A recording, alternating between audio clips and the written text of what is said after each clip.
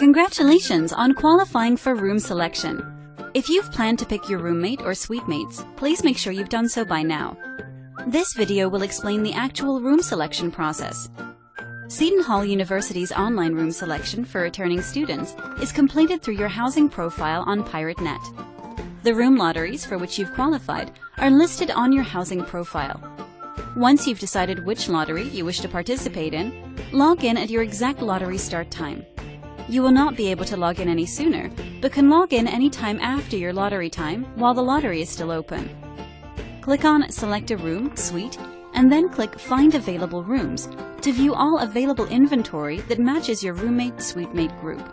It will only show rooms, suites that can fit your group. To see more options, you'll need to drop some matched suite mates, roommates from your group. Scroll through the list of rooms to find your desired hall and room. Click the Select Room button if you wish to select a room.